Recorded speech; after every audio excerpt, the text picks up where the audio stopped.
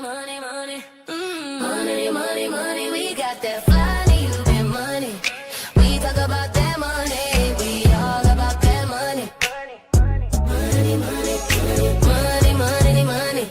We got that Fly Nubian money. We talk about that money. We all about that money.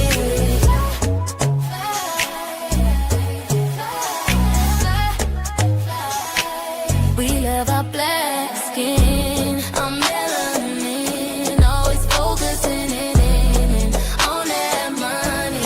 We always win, money never thin, 'cause we hustling, always focusing in money, money, money, money, money, money. We got that money, money, money, money, money. We have Fly Nubian money, boss talk, money, we stack it up.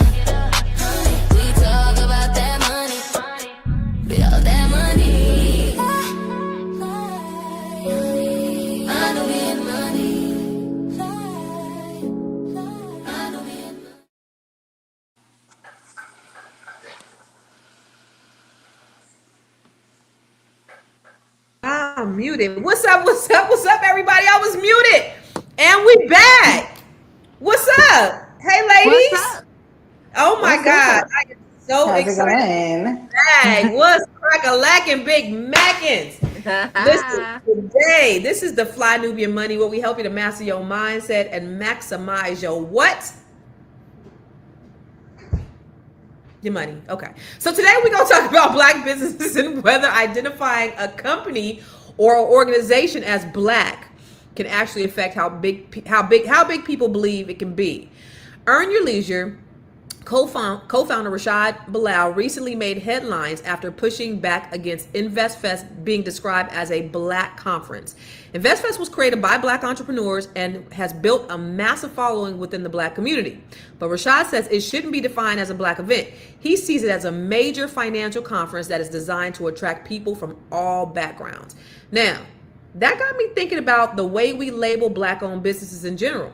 We encourage black people to start businesses. We support black businesses and create institutions that serve our community. But once those businesses begin to grow, there can be pressure to broaden the brand so it doesn't appear to be only for black people. It's nothing unusual about a company knowing exactly who its core customer is. Businesses target women, Latinos, Christians, millennials, parents, luxury consumers, and countless other groups every single day. Somehow, though, when a company is closely associated with black consumers, the word black can sometimes make people view it as a niche rather than the mainstream. So I want to use Rashad's comments as a starting point for a much bigger business conversation today. Queens, let me ask you guys a question. Does being labeled a black business limit how big people believe your business can become? So first, I want to ask, now y'all know if you guys ever come on here, if you ever see us live, and y'all ain't seen me in a few months, they ain't called me. That's basically what happened. But we ain't been here. We ain't been here. I had a hysterectomy, girl. They ain't called me. They haven't called me. They kicked me out, but then they just invited me back. Just so y'all can know. Anyway, Tiara. This is Tiara. This is Miss Black Hollywood. What's happening, Tiara? All the way from Los Angeles, California. And then we have Miss Marla Layson all the way from the dirty South of Baton Rouge. Is that how y'all say it? Baton Rouge. Definitely not Baton. Definitely not Baton Rouge. You got to go a little more north New Orleans. south. New Orleans. Well, I'm from New Orleans, but I am currently in Shreveport. They call it the port city, the ratchet city. They call it the ratchet Shreveport. I love it. So this conversation is very interesting because I had a lot of opinions and I didn't speak really about it, publicly because I know some of the guys over there Earn Your Leisure and whatnot. And so I definitely I have an opinion. But before I start, Ms. Marlo, I want to know what you think about this whole idea of labeling a business black. Does it limit your business? I don't know that it limits your business, but I will say this is not the first black business owner that I know who wants to not, in their minds, limit it to a black conference or a black business. I work for a hair care company, a beauty company for several years, and the owner did not want to be pigeonholed as black. Like, she wanted us to get mainstream media. Essence, Ebony, all of that was fine, but she wanted us in Women's Health. She wanted us in Vanity Fair. She wanted us wherever we could be seen by the maximum number of people. So it is not an odd practice at all. But I don't know if it's limiting. You seem to be doing all right, Constance. Yeah.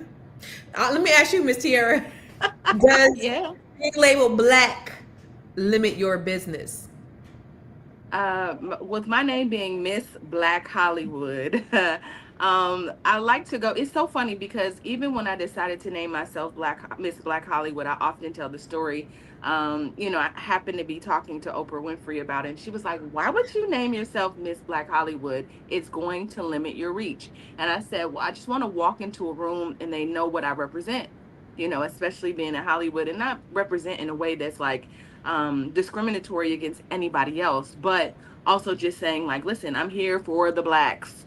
And she didn't seem to like that. She thought that in Hollywood that was very limiting, and to me, just her stopping and us having that conversation, and her being so passionate about it, to the point where Ava DuVernay was like, "Okay, well, name yourself Miss Black Hollywood, sis. Come on, Oprah, we gotta go." It was kind of like that.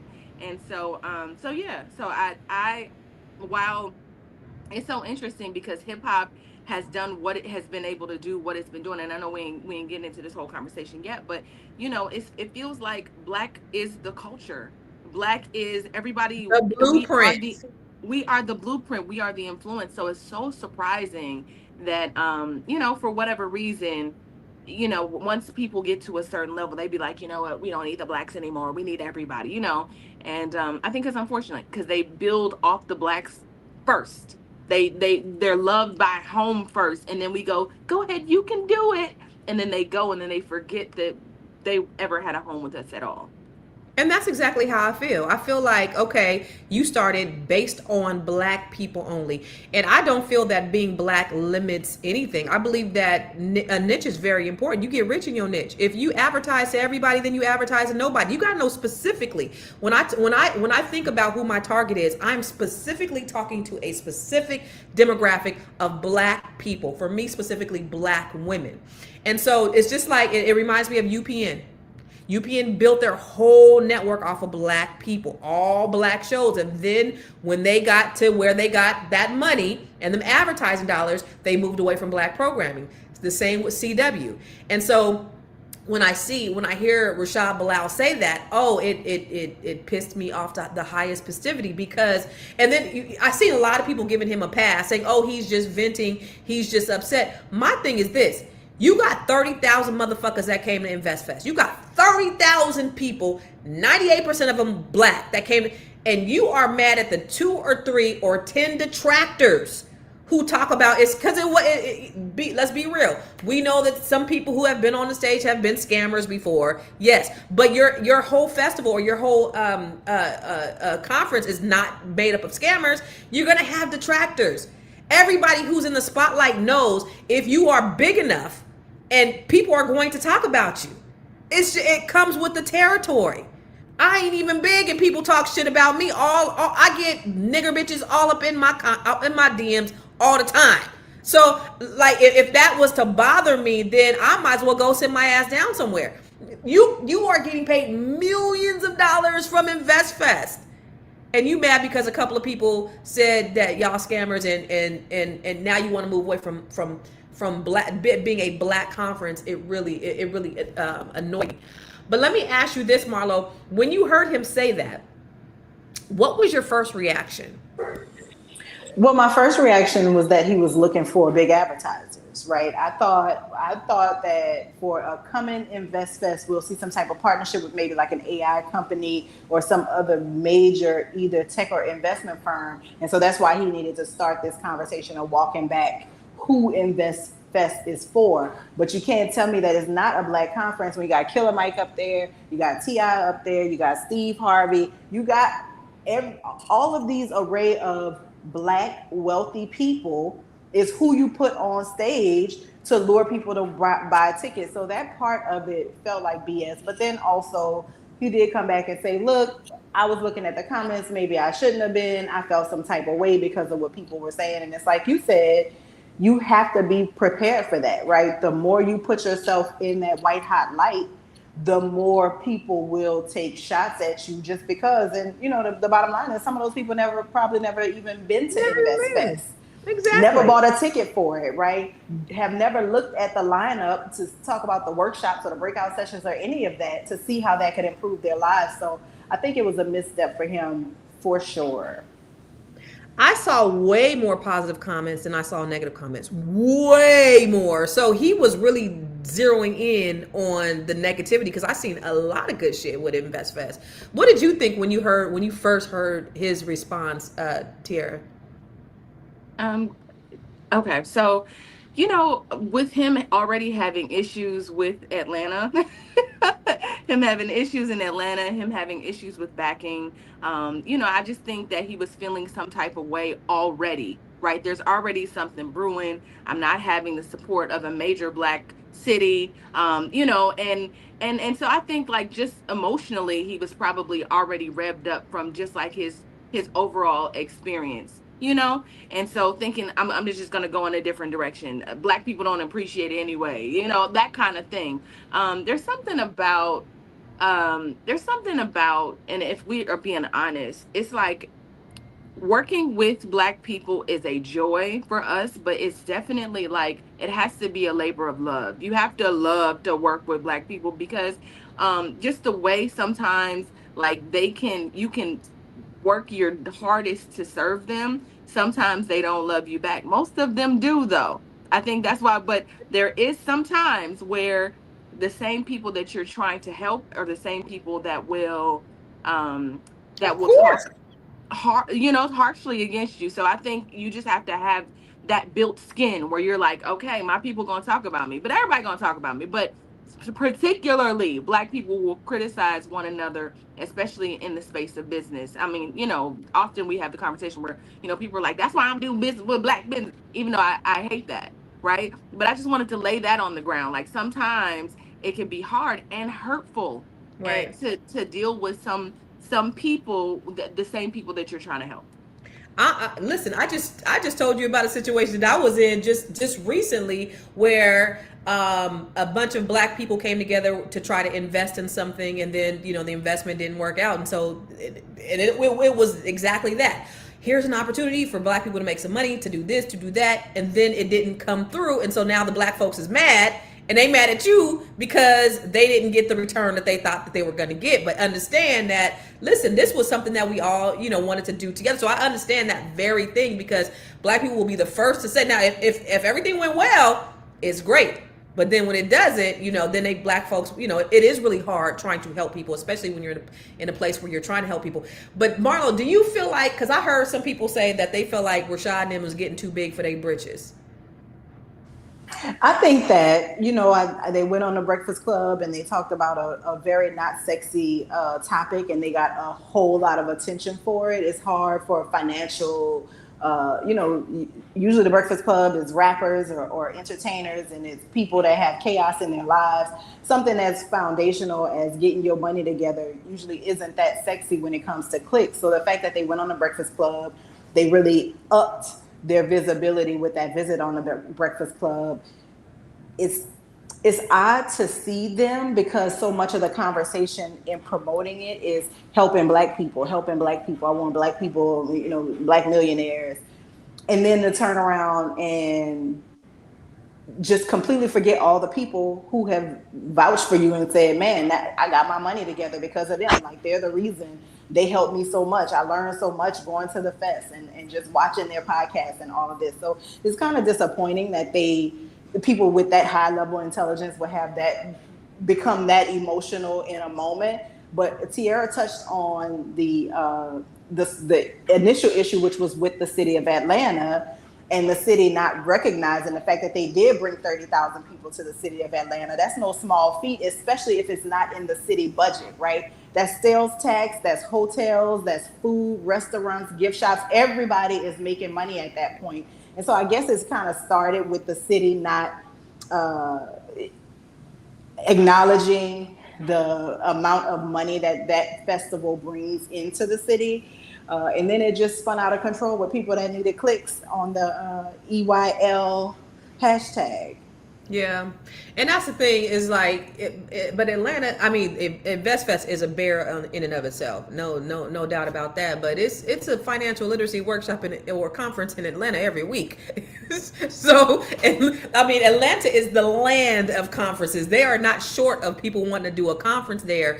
Would you consider Tierra InvestFest to be a black conference? Do you think it's a black conference? Absolutely, absolutely. I mean, their first investor was not Steve Harvey, no. I mean, the way who they've been. When I look through their comments, when I look through the comments on their shows, a lot of there's black people who are watching who say, "Earn Your Leisure has changed my life." Right, Mm-hmm. right up there with Dr. Boyce. Right, Earn Your Leisure has changed the way I think about finance, and I think that was the intent. Like I said, though, you do get you earn a certain level of success, and for whatever reason, and I don't know what that is. Maybe I wish Dr. Felice was here so we could talk about the psychological part of that, where it's like, at what point don't you want to be connected to your people? And I hear you, Marlo, when you're talking about like advertising dollars, but it's so crazy that hip hop, again, I'm going to keep bringing up hip hop because hip hop has traveled the world, right? Hip hop is, and just black culture in general has proven time and time again that our stories, that our culture matters. And for whatever reason, it's just like once we start to think about it, and black people spend, I mean, we spend money.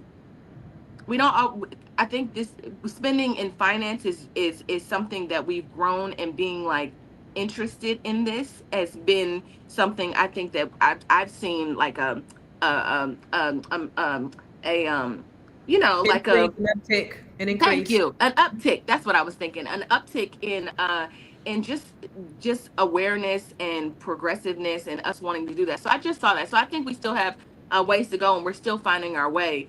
But I think that's part of it. Like just for whatever reason we want to do away with after we make it. And I don't Which know. is crazy because you think about InvestFest. So I got, because I know someone in InvestFest, I got like a VIP. They invited me VIP and all that stuff, and I didn't go because that's not my thing. So it was built on like a hip hop foundation.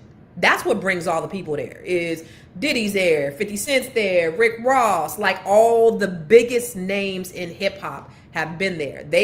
So when they first came out, they first had Dame Dash on there. That's kind of what made them go viral initially. They got that Big Fish interview with Steve Harvey. He became an investor in InvestFest, and it went from a couple of thousand to now we're 20,000, 10,000, 20,000, 30,000. So you get that big injection from somebody like Steve Harvey. Now, what started happening? Now they're getting introduced to not millionaires, but billionaires. Now they're rubbing elbows with the billionaires. Now, and not just black billionaires, white billionaires. Now they're in a whole different room with a different set of people. Now it's like, InvestFest is not for black people. This is not what I want. That's what it looks like to me. We base it on our foundation on this is how we getting people in the room. And just like you said, Tierra, black culture is the motherfucking blueprint. Dog. Black culture is, I mean, we got $2 trillion of spending power. We spend money. Everybody wants to be like us. Everybody bases everything on black people and black culture. But when we do it, it's a problem. Everybody else reps their culture unapologetically. Why do we have to apologize for being black? You don't have to cater to everybody. My shit is not for everybody. Not that anybody could take my information and utilize it and get money. But my information is specifically for black people. Specifically. And I'm unapologetic about it. It doesn't mean I'm anti anybody else. Just because you're pro-black, it does not mean you're anti anybody else. Jewish people, they say, listen, we don't do business with nobody else unless we cannot absolutely find anybody in our community to do business with. They're unapologetic about that shit, Marlo. But as soon as a black person opens their mouth and say it, there's a problem. Why do we have to be so? And it's not about being inclusive, exclusive to just being black. It's not even about that. But it's nothing wrong with being black first. Because when you look at us, on everything bad, we're at the top. On everything good, we're at the bottom. We need that extra boost. Everybody else is doing it for their community. Everybody else is injecting in their community. Why is it a problem for us, Marlo?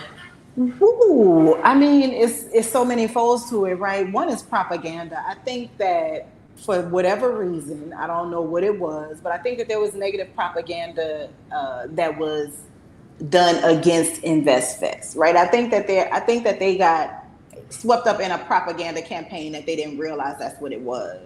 I think that, which leads him, right, to lean into more black propaganda, which is, oh, it ain't for black folks because it's for them because they, you know, they can get in, or whatever he said that was like a little slight to black people, right, when he did his initial response. And I just feel like the programming works. The programming, the 3 or 4 or 6, however many hundreds of years the programming was for, it has taken and it worked. And that is why we trust the white money better than we trust the black money. That is why the white visionary seems more like a visionary than the black visionary. That is why it's okay for us to tear each other down, right?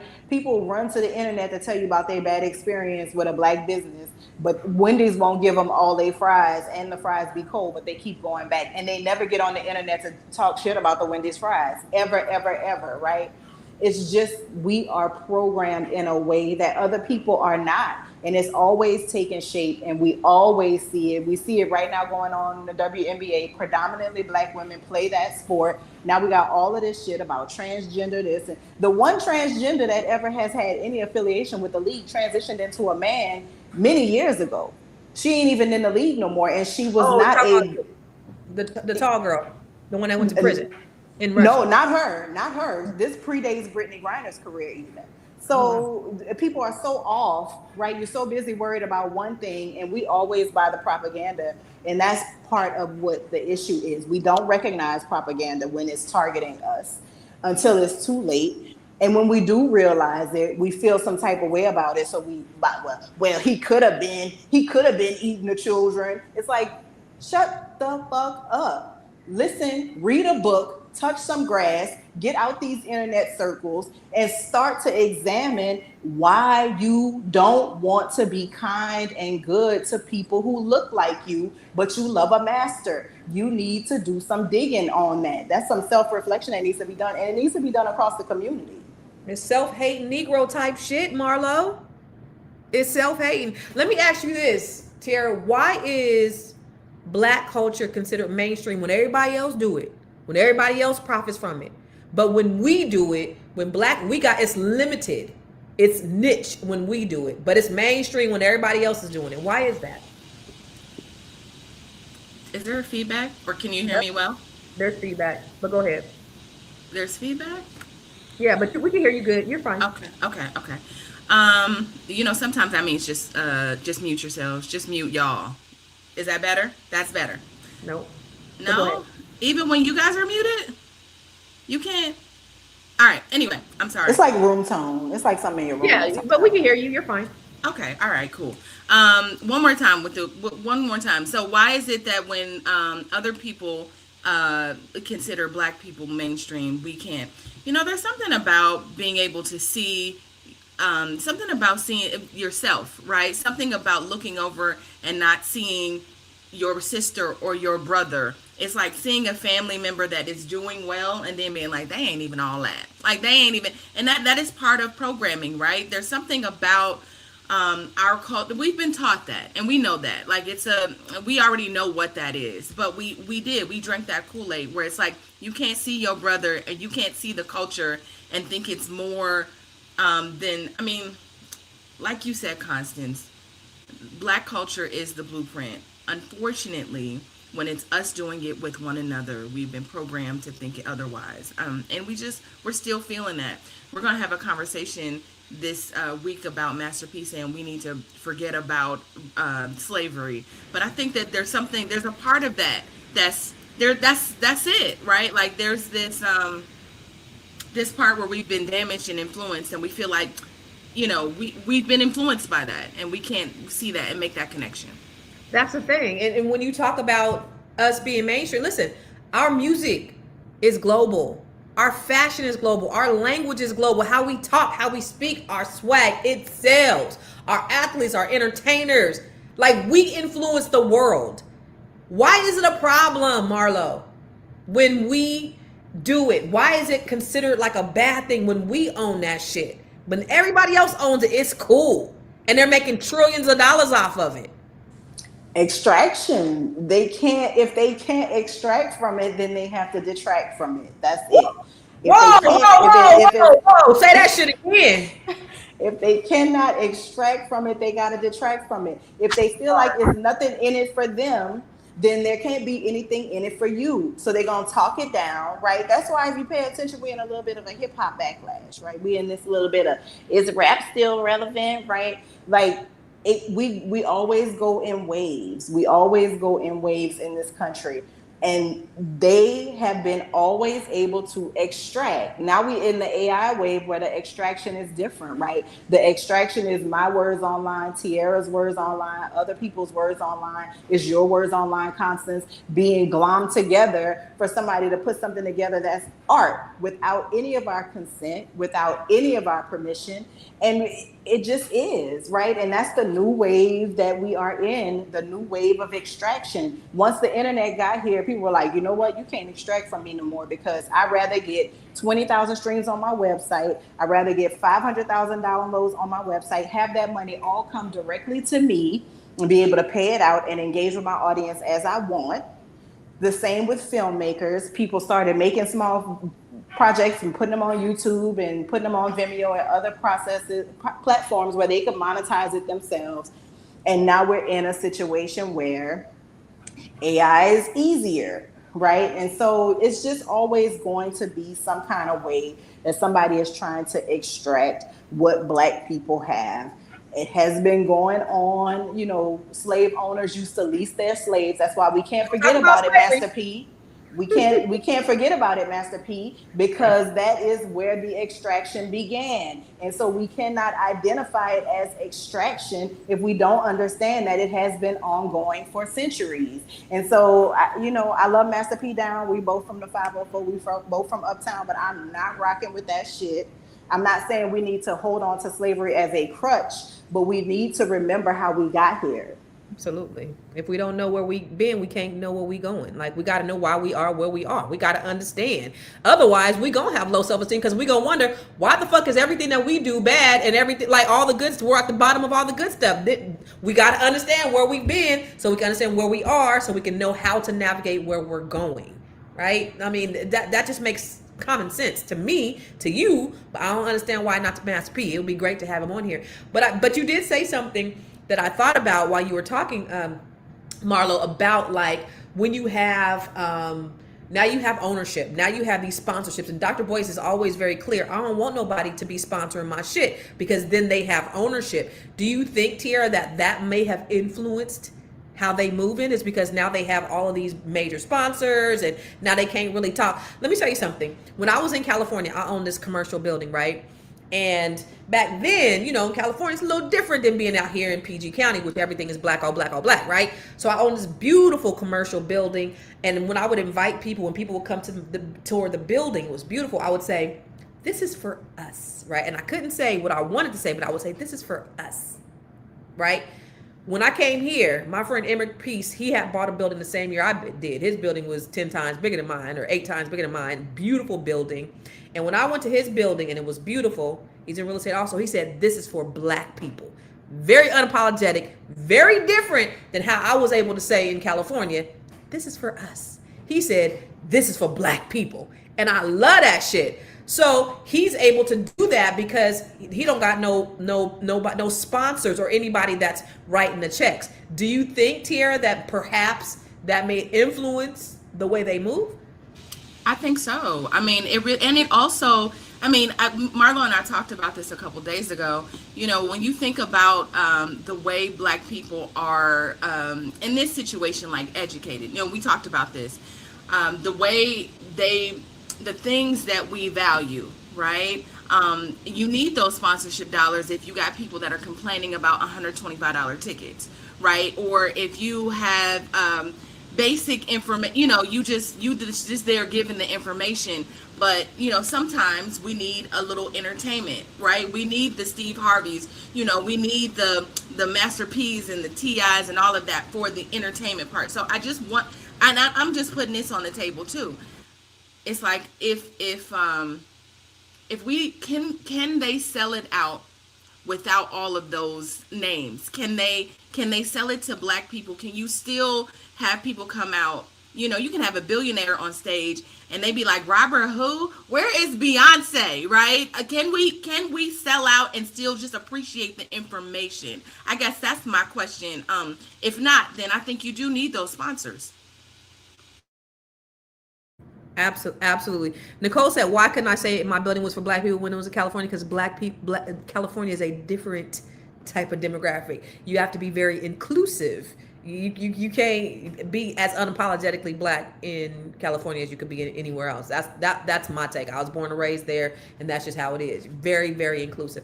But from your point, it is very, very hip hop because it was built on that foundation of having all those celebrities. And then Boyce also said, like, Breakfast Club, initially, and Melanie Fiona said that this morning too. Not this morning, maybe it was yesterday, but she on Hollywood Unlocked, she said, you think that these celebrities got money when they be on the Breakfast Club and they be doing all this media? They gotta pay for that shit. You gotta pay to play. So getting on the Breakfast Club and getting on all these podcasts, you got to actually pay to be on there to really promote your stuff. So when they had that big injection, and then that they had from Steve Harvey, that was it. Now you have the introduction to all the other people. So, but do you think that it cheapens it or it waters it down when it's like when it's so focused on that hip hop culture? Or, all the rappers and the 50 Cents and the Diddies and all that stuff? What are they contributing to it, Marlo? I think that it just draws a crowd that you don't want. I think it draws a crowd of people that are there to see celebrities, and they're going to get online and say, I ain't getting nothing from InvestFest because I ain't even get a picture with T.I., right? Like, I think that's who your event draws when you have this lineup of rappers and all these celebrity people. Obviously, people have made great investments, right? Steve Harvey has done well for himself. Killer Mike has done well for himself. T.I., and the list goes on and on. But I don't know that when you have the celebrity element versus when you have Robert, I don't even know who that is, right? You are attracting a different audience. The people who know Robert, I don't know who that is, and the people that know T.I., there's some overlap there, but it's not a whole lot. And so I think that depending on, so that's why I said I call a little bit of BS on him saying that it wasn't a black event, because why you got all these black rappers up there? Who are you trying to draw, right? You actually are fishing, hoping you could get out of a fan base. If you get 100 people, hopefully you could get 5 people to do something or upgrade or whatever the case may be. So yeah, I think sadly you have to have it, to close out 30,000 people in the Georgia Convention Center. But also I think it just draws people that you don't necessarily want, who aren't really your target audience for your event. What do you think, Tiara? Do you think that it waters it down when you have all those hip hop people a part of it? Like Marlo said, I think it really just depends on who you want, right? Do you want the youth? Here's the thing. Here's really the smart thing about having like T.I. and those types of, because we grew up on them, right? We all flying to Vegas to see Jeezy, like, so it's appealing to us, the 40, 50-year-olds, but also those rappers are still relevant. So I wonder if you're trying to cast the net and really get a wide range of people. You are trying to educate. Again, it really just depends on the mission. My mission is to get young black people, older black people, and so I'm going to bring these people. But I don't feel like it cheapens. I think they have perspective for sure. right? It really just depends on what type of story you're trying to tell. Like, what is the story? You too can become Ti or like that, or if we're talking about investments outside of hip hop, right? I think that they're talking about, you know, the other things that they've done, not just the fact that they're rappers. So I don't think it necessarily cheapens it, but it does make it very very black. I'll just say that. It makes it very, very black. It makes it very black. I will say this. I think it's probably a necessary evil, right? So, because I think it does cast that net, and you're going to get the detractors, but you're also going to pull some people in who may have never been exposed to this. When I first moved to DC, I went to a NAREB thing at the Howard Theater. It was the State of Black Finance or something like that, or State of Black Housing in America or something like that. It's at the Howard Theater. Howard Theater's pretty big. It's a theater. It might have been 25% full. Maybe 2 weeks later or 4 weeks later, Earn Your Leisure came. It was sold out, packed, right?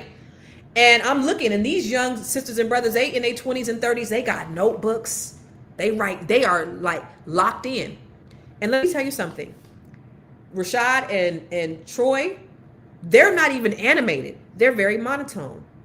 I was falling asleep. And it's not a diss to them. Cause like I need, like, you know, when I'm on the stage, I'm like using the whole stage. They're sitting there and they're talking, and these people are listening to every word they're saying. And again, this is not a diss. This is their style. This is how they communicate. This is how they wasn't entertaining nobody. They weren't, like, there was nothing. So I was just looking around. I'm to all the merch sold out, like everything. They have fans. So they made an impact. This other thing I was at the week before, like I said, 25% of the whole theater was filled.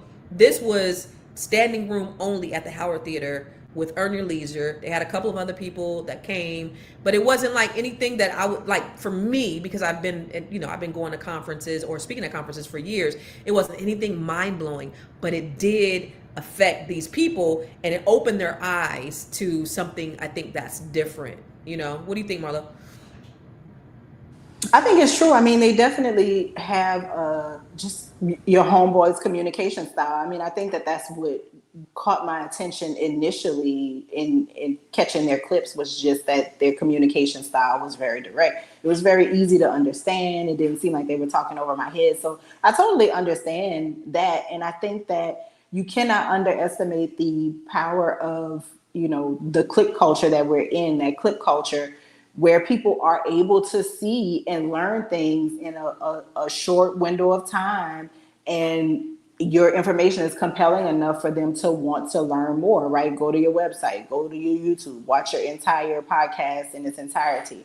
So I think that I'm not surprised that young people were there, which is why this only makes me curious as to why won't they just do a road show, right? Why won't you put yourself in smaller rooms with people who absolutely want that information that you're giving, and you're able to touch more cities, and you don't have to worry about this, you know, getting called a grifter and, you know, getting into it with people who feel like you dissing a city, even though they don't understand how sales tax works in cities, right? We don't understand how contracts work and what it means to bring 30,000 people to a city where those 30,000 people weren't there yesterday. So instead of doing that, maybe you do something smaller, but everybody want to be big. Everybody want to be major. That's another part of the culture, is like being able to say, I'm the biggest. That maybe they should try to do it a different way. Maybe they should take it out of Atlanta. Maybe they should do something different. Or do you think this is a formula that works? And for everybody that's watching, like, what are your thoughts? Do you think, first of all, let me ask you, do you think Rashad was wrong? Or do you think that he was just venting? That's a question I want to know, because a lot of the people in the comments, when I saw the video, everybody was giving him a pass. 98% of them was giving a pass. It was a couple of people that was like, nah, dude, no. But so what are your thoughts for the people who are here watching this? Do you think he was wrong? Or do you think he was just venting and you're giving him a pass? That's what I want to ask the audience. But for you, Tiara, do you think that maybe possibly they should take it on the road? Maybe they should do something different, change it up? I feel like whatever is not broke. I mean, if it's not broke, right? I know he was complaining and fussing, but they did make a lot of money, right? Let's not act like it wasn't a successful event. If you go anywhere and there's 30,000 people there, and you're able to sell out, you've done well.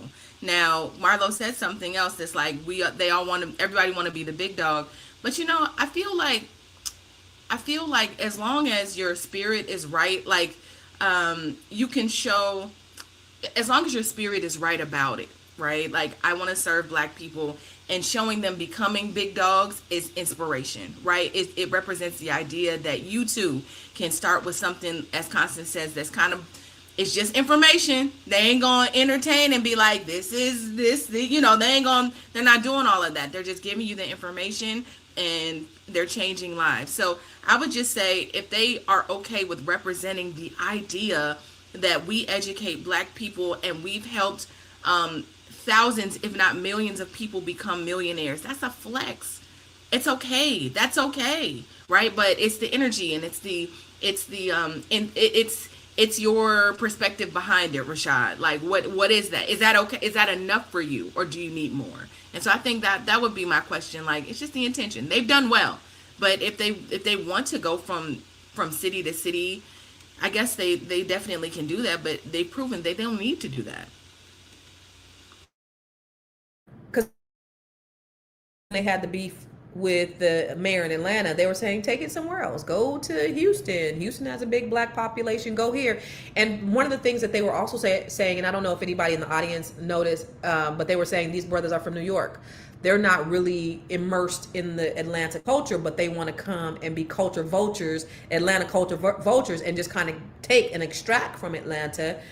This is what I see, but obviously they're given because they're bringing revenue to the city. But that's one of the complaints that I've seen that happen, is they're not immersed in the culture. Maybe they should come and spend some time in Atlanta. You just want to go out there and then you want to complain and you want, the mayor to do a bunch of stuff. What are your thoughts around that, Marlo?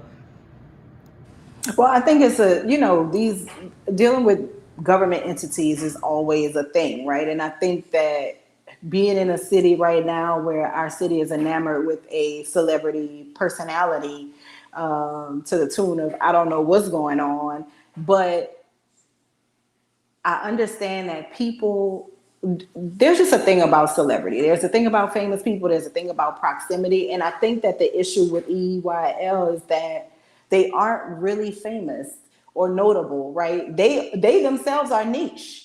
You have to be in that world of like seeking financial information and information about financial growth to run across their content. So I think that the mayor of Atlanta could have, and the city of Atlanta, whoever is in charge of conventions and all of that stuff, could have been tracking the growth of this conference and see it grow year over year. It's getting bigger. And I think that they could have, been a little bit more conciliatory about a conference that is coming and bringing money in a time when a lot of times when you're in the South, people stop traveling to the South in the summertime. We really come in deep in the South, June, July, August, because it's so hot. So anytime a conference or an event comes to a city in the South, when it is our time, when we all are absorbing all the AC we can find, I think that there is a little bit of give and go that the city should and could give. But I think, they don't have the prominence, the facial recognition of some of the celebrities that they work with. So I think that posed a bit of an issue for them. And it's like you said, Atlanta got 1 million financial conferences and 500,000 of those are involving scammers, right? So the city might also they might be leery about aligning themselves with people and they don't necessarily know who they are or what they're hawking, because once they put that city of Atlanta seal on any type of communications, it changes the game. So dealing with cities is a rough go, guys. And if you want that relationship, it's a two-way street you got to work for. Well, there's three. I was gonna say two. There's three conference capitals. Y'all know what they are. Y'all know what they are. The three conference capitals. You got Atlanta, because that's the Black financial literacy, Black women's, Black whatever, everything. Atlanta. What's the second one? Vegas. That's where all the conferences are. Yeah, all the hotels. Vegas. Oh, Yeah. Vegas. Okay, I can see What's that. I can see third? Vegas. This one I just thought about. Florida. Yeah. That's Yeah. I probably can see that. because all the hotels, right? There's just a lot of accommodation, for like a lot of hotels. But I would say like Atlanta, if you black and you having a conference, Atlanta is where you want to be. Shoot, we were going to have all black national. Well, we've had ABNC in Atlanta before, but we were going to have it in New York. New York is too damn expensive. We can't even have it in New York, so we got to have it on the outskirts in damn New Jersey because everywhere else is expensive. And so Atlanta's still one of those places where it's still relatively affordable. You still have a lot of hotels, you have accommodations, and black people gonna come. But let's go over to some stats, y'all. I Black can. Americans. Oh, Huh? okay. Oh, you got you. Do you have some? I was gonna say I can read some too. Go ahead. Go You ahead, go got ahead. it. No. You okay? Hold on. Let me see. Go Let ahead. me let me go to my stats page. Okay. So obviously we know this. Black buying power is 2.1 trillion dollars. Black Americans' buying power has grown about 2.4 times since 2000 and is projected at roughly 2.1 trillion in 2026. More than half of Black America is under 35. About 52% of Black Americans are younger than 35, making Black consumers especially influential in the digital era, culture, and emerging consumer trends. Black-owned employers, Black-owned employer businesses remain dramatically unrepresented. The Census Bureau counted about 5.9 million employer firms in the U.S., and its 2023 annual business survey. Minority-owned businesses collectively represent 22.6 of those firms, while census data shows Black entrepreneur remains only a small fraction of U.S. employer businesses. That's the stats for today. I was thinking about that because I got a reel that I'm doing for the states with the top black businesses. So that actually is in alignment with one of the things. But the thing I don't understand is if black people have $2 trillion of spending power, and we're spending money, and we are the blueprint, we are the culture, we are everything, Marlo. Why do black people want to And I know if I'm probably saying it, asking it another way, I just don't understand. I cram to understand Listen, like a why test. why black people want to disassociate themselves with something that I think is so brilliant. I think that even the black billionaires, right? You have your Oprah, you have your Robert Smith, you have all these, you have Bob Johnson is probably one of the only ones who became a billionaire off of specifically a black product, right? But everybody else, they were able to get rich being more mainstream. Why can't they be the first ones who do cross over to that billionaire threshold on black culture? Why do people feel like they need to cross over? You know what's interesting? As you laid out that lineup of black billionaires, right? The only other one I could think of is Tyler Perry. So Bob Johnson and Tyler Perry both did the same thing in different ways. But what is the core of their business? It's entertainment. Like, so I feel like, can you be a black retailer and grow the size of Macy's? I don't know, right? Does Beyonce need to be singing in your stores, right? Does Mary J. Blige need to sing your jingle? You done spent so much money before you sold a pair of jeans. It definitely goes back to the programming, but you laying it out and actually name dropping the only other person with that status I could think of is another person that's built their money through entertainment. So Jay-Z has a line, all us blacks got is sports and entertainment, and it looks like that's it. It looks like that's kind of where we are at. Oh, and then Magic Johnson, whose monies are in sports, right? He made money in sports and then he reinvested money in sports and entertainment. So I think that the consumer base, I don't want to say we need to mature.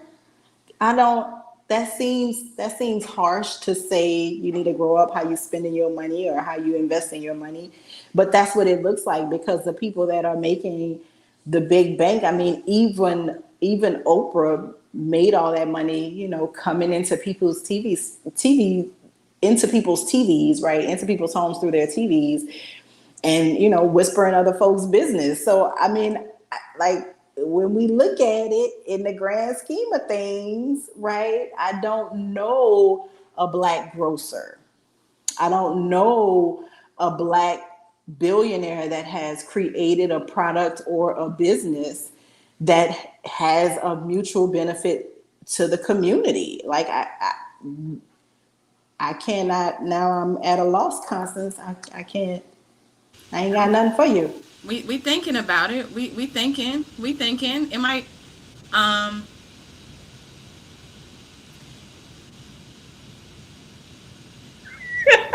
Carry the one. Carry the one. You know what's interesting about what you're saying, Marlo, is you're absolutely right, but it's so interesting because we've done shows on this platform about how our youth, and I don't know what generation that is right now, generation whatever, our kids, those children are gravitating more towards finance and money. So I think in the future that may be the cause. If that stat said that half of Black America, 52% of Black America is 35 and under. I feel like the kids are definitely the future, and I think they'll show us a different pathway, because what we've learned is kids aren't seeing sports and entertainment as a pathway to making money. They're seeing financial literacy and wealth as a way. So I think that's interesting.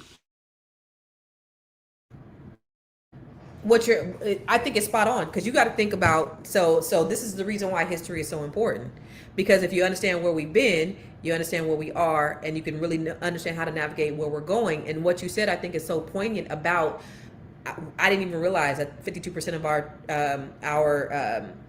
our community was, you said 35 and under. 35 and under. So that's interesting.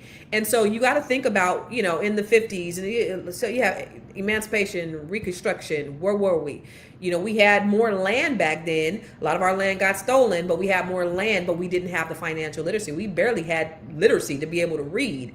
Black people weren't able to be in certain careers and have certain ownership of certain things. And then when we did, it was a lot of times taken away. So then you have integration, where we did have more businesses because we have more people to serve. And when you think about, was integration really, what was the cost of us integrating into this burning house? What happened to Black businesses? What happened to all the things? So had we had integration, we may have been a little bit further off, because we had to do things out of necessity. Then when we gave up our power, the integration didn't go both ways. We integrated over to them. They didn't integrate to us. They didn't come to our schools. They fired our teachers, our principals. They didn't come to our businesses. They didn't come to our hotels. All our shit shut down. So then we no longer had to do business with one another. We stopped doing business with one another. And so it's kind of like we're starting over. So we just really, you have the 400-year head start, and we have us the last 50 years where we're starting to get into home ownership and business ownership and all of those things. So now it does make sense where half of our community is 35 and younger. Now we're being exposed to a lot more. The world is a lot smaller because we do have the internet. They didn't fuck around and gave us the internet. So now we have access to things that we didn't have access to prior. When you look at the Jewish community, they said there's a few things that they do. I already said they don't do business with anybody unless they are Jewish. The other thing is they sit down and they talk to their children about business, about home ownership. The expectation is that they're going to be business owners. We're not having these conversations with our children, mostly, and our parents didn't, mostly because they didn't know nothing about it. They didn't know nothing about having good credit and having businesses and things like that. So I do think that there is a transition, and this is probably prime time for, an earn your leisure to have this influence over these younger kids, because now we're starting to have this awareness in our communities, which I think is great. So I think you guys are spot on in saying that. And I think I love what you said about integration, though. I take my answer back from earlier. I think that was when we started. You asked, like, why, God darn it, you asked why we can sometimes look over and be like, these Black people ain't doing nothing. I just feel like it's that moment, right? Because before that, we did honor each other's businesses. We did support one another in a way. We didn't have a choice, right? So take away that choice. Now, that's when we learned that white ice was colder. and it was better to be associated with the white man and all of that. So I blame integration. Hey, integration is in racism. I'm telling you, Malcolm X was definitely before his time because he spoke on some truths that Negroes need to hear in 2026. You heard me. But while you're on that, Miss Black Hollywood, give us your final thought. Yeah, overall, this was a great conversation. It's so good to see my sisters again, y'all. I'm so glad to see y'all. I missed y'all. I love y'all the most. Also with our audience, what's up, y'all? We appreciate you for coming through like you always do. We missed you too. We know that you missed us. We missed you too. My final thoughts are this. There's nothing wrong with being associated with black people. There's nothing wrong with serving black people. Actually, I feel like that's the blueprint. I read a book called An Empire of Their Own, talking about how Jewish people invented Hollywood. And to me, it was like, at the time, and I'm going to keep it really easy, at the time, people didn't see the Jewish population like they see them now, right? Through picture movies, Jewish people started putting themselves in all of these different spaces as doctors and lawyers and business owners, things that they were not doing during that time. And white people hated it. They hated seeing them. They was like, this is blasphemous. Jewish people, that's not what they're doing. 120 years later, 100 years later, you can't think of a Jewish person without thinking about success. And so that's why I named myself Miss Black Hollywood, because I said, what if we took the same approach? What if 100 years ago you can access this video and know, hey, this has influenced me. This is what we were doing 100 years ago. And I think there's a difference, but I think there's something about being able to see yourselves doing well, to inspire the next generation. And I believe that's the reason why we do it. But I really want to challenge us all to not have an issue with one another.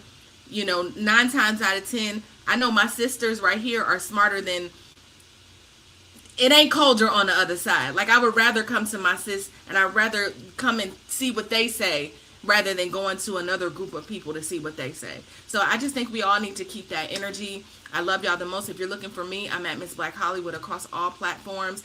I'm working on content creation. I'm done with I had surgery 2 months ago, and I'm back. So I can't wait to just get back to it. And I'm so glad to see you all. Thank you.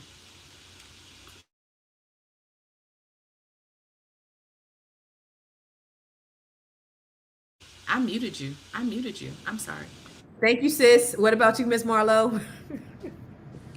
So I think we've said everything that could be said today. I feel like we covered history, we covered the social. It ain't too much left for me to say, except love yourself. I cannot look at Tiara, I cannot look at Constance and not see me. So I love them because I love me. And that's how we have to start moving about the cabin as Black people. I know y'all see the hostility. I know y'all see the undertone of racism is bubbling up. If you don't go to Constance's page, she be posting them fools in her DMs on a regular outnum.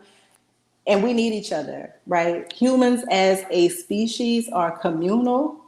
Black people as a subsect of that species are communal. We are familial and we need each other. And as long as you rocking with rugged individualism and you don't think that you need a community, I don't know what to tell you, friend. You're gonna be out here ass out. Don't call the community when you get in trouble though, because we ain't gonna answer the phone.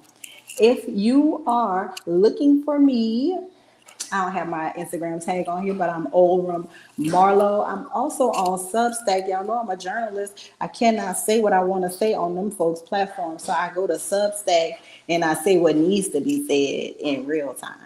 So that's it for me. And my Substack is also Olram Marlowe. You can follow me for free, get a little free subscription, or you could drop your girl some coins, right, and get a little extras. Either way, it don't matter. I just want you to get this information because much like Miss Black Hollywood and Monique, I love y'all for real.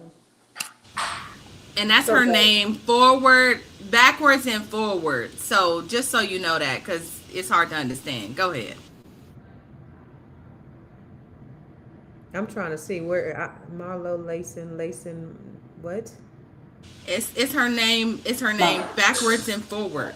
So it's Olam Marlowe. Marlowe forward. Yes, Marlowe backward, then Marlowe forward. Yes. Oh, oh, Oh. OLRAMMARLA. Why she don't just say just the? I don't know. I don't. It's on there. I know. But hey, listen, black people are the blueprint, and just like you said, that African proverb: if you want to go fast, go alone, but if you want to go far, you got to go together. We need each other to survive, y'all. I just believe that black culture has never, ever, ever, ever been too small for this world.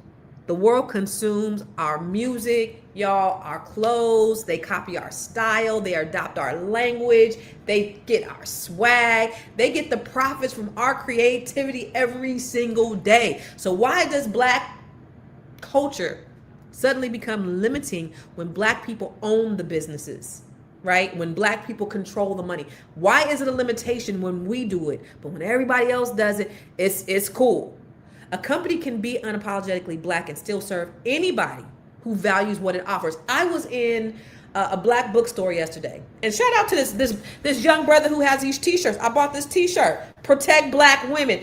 I was walking by the mahogany bookstore yesterday and I mean it's thick too in National Harbor, and there was this brother, and he has these t-shirts are very thick. I paid $80 for it, but it was well worth it. And beautiful community brother. But I was in the bookstore before I went there, Mahogany Books, and there was everybody in there. It is a book. It says this is for black people, but everybody was in there buying black books. So just because it's for black people, it doesn't mean it excludes anybody else. We can still serve everybody, and it still offers value. Being rooted in black culture does not make a business small.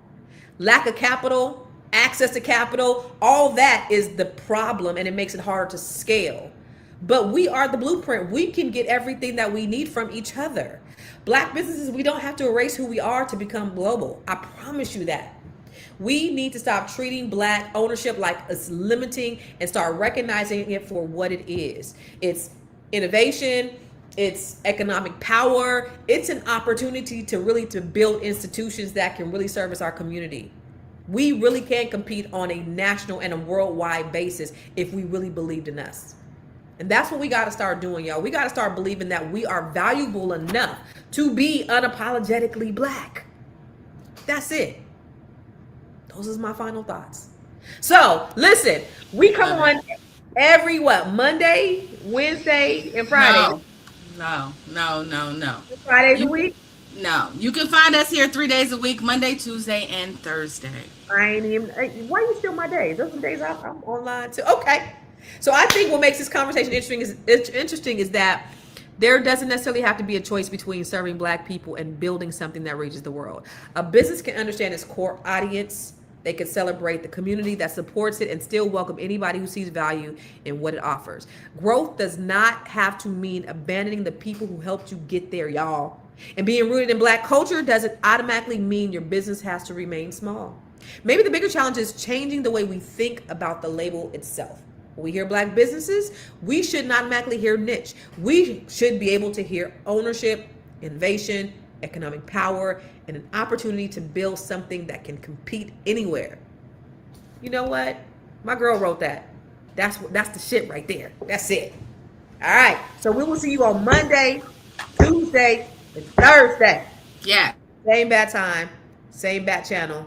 Listen, if you missed it, rewind this shit, because we had a really, really great conversation about black businesses being limited when we are black, when we call ourselves black owned. What is your opinion? Put your opinions in the comments. Is it limiting when we recognize a black owned business as black owned? Or is it something that we can really build wealth from? What are your thoughts? See you tomorrow.